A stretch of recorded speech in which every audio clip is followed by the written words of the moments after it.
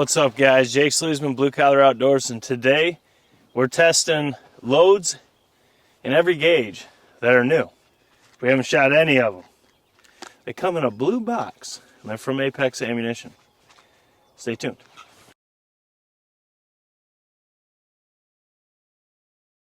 Alright guys, so you guys probably already know. We have the Next Level Turkey Ninjas, this little blue box. Bad boys right here. This is from Apex Ammunition. We have it in 410, 28, 20, and 12. And in 12 gauge we have 3 and 3.5 inch. Now, what that is, I am self-filming all of today. I took the day off and because the weather looks like shit and we got a lot to film. So this right here, what it is a 7/8 ounce payload of 8.5 over 9.5, going 1060 feet per second. Now I will say in a 410, it's not going to have that pellet count, shock and awe that everyone seems to care about. But I think adding 8s in a 410, if it does what it does in other gauges, sucking that shot down, I think you have a really good chance of having a great pattern in your 410 with a lot of energy. Oh, I was not expecting this. They're black with the little turkey ninja on there, little stealth mode. They look good. But what we're going to do for the first one is we have, let me just jump behind the camera. We have the Stevens 301 turkey. This is my go-to for testing 410 shells that are new, because we already know this is an established shooter and that is why we use it. Then we have the AT3 arrow on there. Just on a regular mount. And then at the end of the barrel there, you can see that bad boy right there. That's the 385 rectifier diamond series. It's a phenomenal choke for this kind of shot.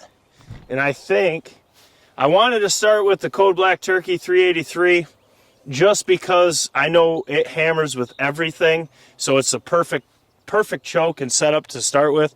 But so many people complain because it's not, you can't get it. But it defeats what I'm trying to do. What I'm trying to do is put it on paper with something I know hammers with pretty much everything to see how a shell performs. Because my opinion is, if you're testing something for the first time, like these Next Level Ninjas, you should shoot it in a setup that's already verified. It's already good. You know what I mean? It's tested. That way you can eliminate the gun and the choke and just see how the load does. Now, with that said, patterning is patterning. You never really know. It takes all three. So you change the shot sizes, but that's just how we do it. Anyways, we're at 40 yards. We got the new targets down there. And I'm really curious to see how this does. I'm going to try to get to as much of this Next Level today. That's all I'm filming is Next Level in different gauges, different chokes. But the weather, like always, has been absolutely awful on the weekends, beautiful when we're all working. So it's been an absolute struggle to get videos done for you guys. So I'm calling in today. I am not getting paid today, and I'm going to be filming today. So we'll deal with that later. But we've got to get as much in as we possibly can before all this rain. So with that said, let's just get right to it. The setup, once again, Stevens 301 turkey with the rectifier 385, which is another choke that has been very good for testing new shells with. And you can buy them. They're readily in stock. So there is nothing people can complain about. Well, we all know how that goes. There's going to be something. But let's just get right to it. Stevens 301 turkey, rectifier 385. We have the Next Level Ninjas. We're at 40 yards to the tip of the choke, range found as always, as it should be. Let me just make sure we are good. We are. Now this may not hit centered up, but what we're focused on is the pattern. So let's get right to it.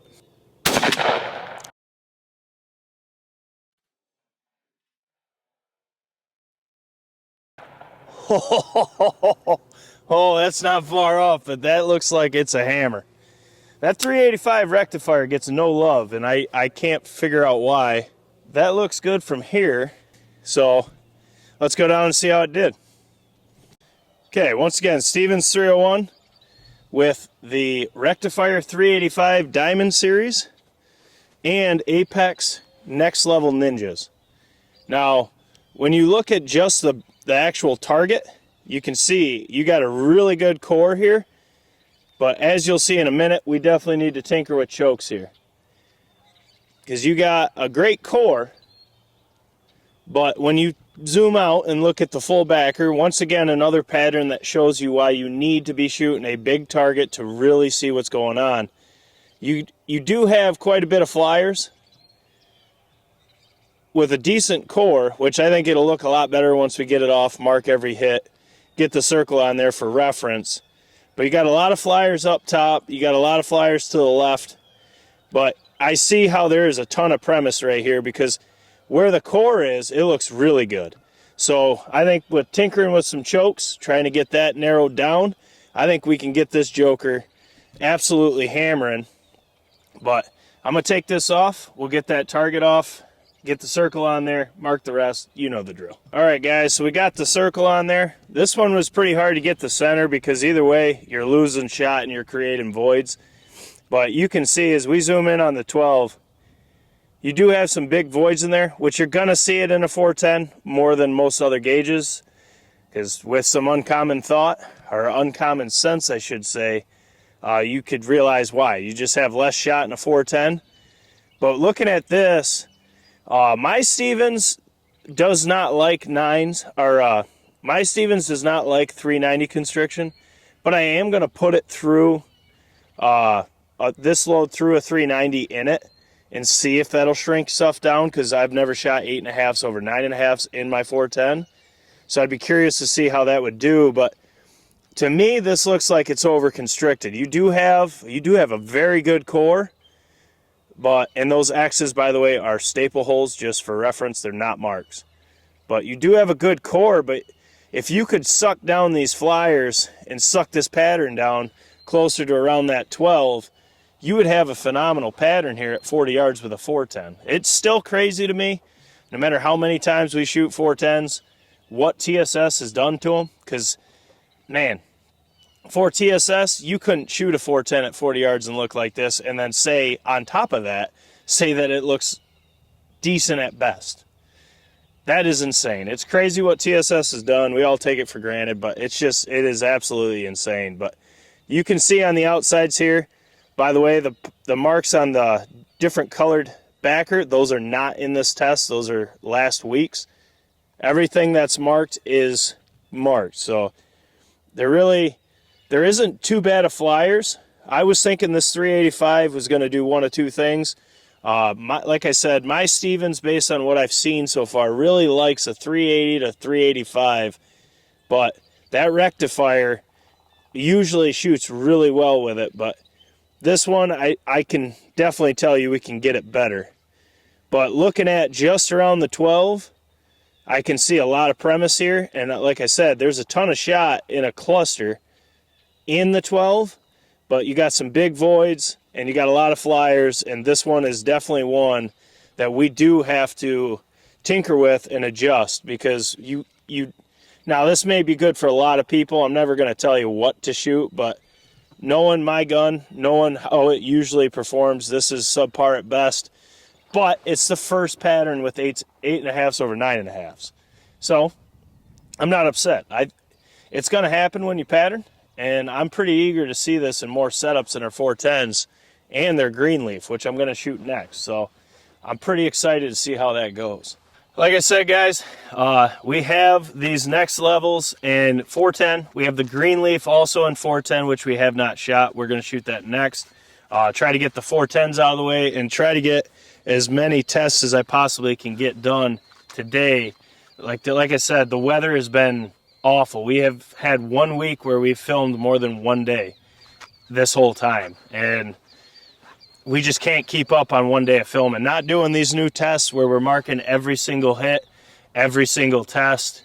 It is insane how much time goes into this, and I'm pretty sure I'm going to be switching back to one video a day, but I'll just do 7 days a week. That way we can still be dropping the content. So if you're going to become a member, I say it every video I'm in, this is the time, because especially if we're going away from 2 videos a day, we have so much content that is available early that a lot of people are asking for certain pattern tests, and if they did become a member, they could watch them because they're already up. Our members, I haven't had one person that said it was not worth it. So if you want to check it out, it will be listed below. My recommendation when you do it, everyone always asks me how to upgrade.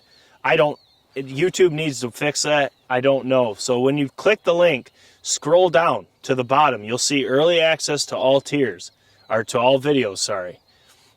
It's $10 a month. That's the one you want. There's a $5 BCO support, which allows you to request pattern tests, see all our hunts early, all that stuff, but you do not see all the pattern tests or anything else, whatever we're filming year-round. You don't see that early. So if you see BCO support and $5, that's not the one you want for unlimited access with all the perks. That's $10 a month, just to be very clear.